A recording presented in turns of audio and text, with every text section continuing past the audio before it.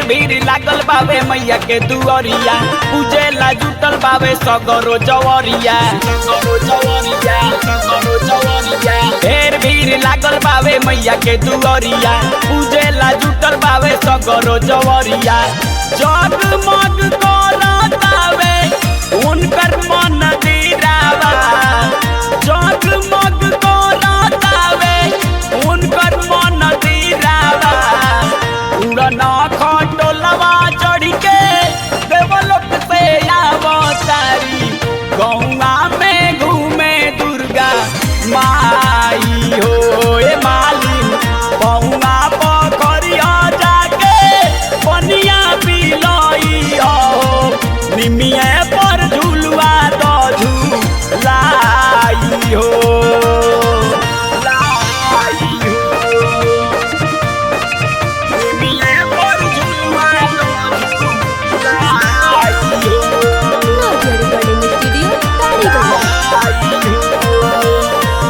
लाले लाले फूलावा के आसन लगा के गजमती चौरा के चौका पूरा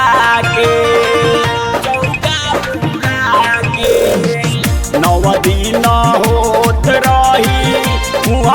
पूजा नावा छपन भोग लागी माई के भोजा नावा झुर झुर बहत रही शीतल बेअरिया झुर झुर बहत रही शीतल बेअरिया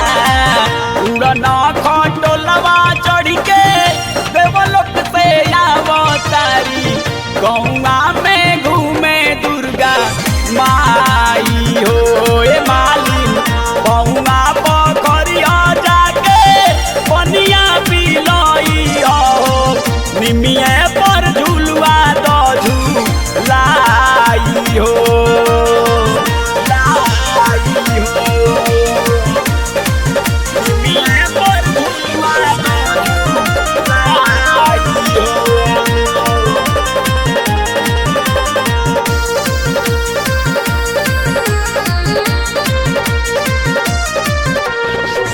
जोड़ा नारियल चुनरी मैया रानी के चढ़ाई संगही अमरेंद्र शिव नाथ के बोलाई जैया के रोपी हम घर बकलासा गई है विशाल भजनिया लागल रही जालासा राइटर सुशील अखिलेश बाबा पुजारिया राइटर सुशील अखिलेश बाबा पुजारिया उड़ना खटोलवा चढ़ के देवलोक से आवतारी गौवा में घूमे दुर्गा माई हो ए मालिन गौवा पोखरिया जाके पनिया पिलई हो निमिया पर झुलवा दो झूलाई हो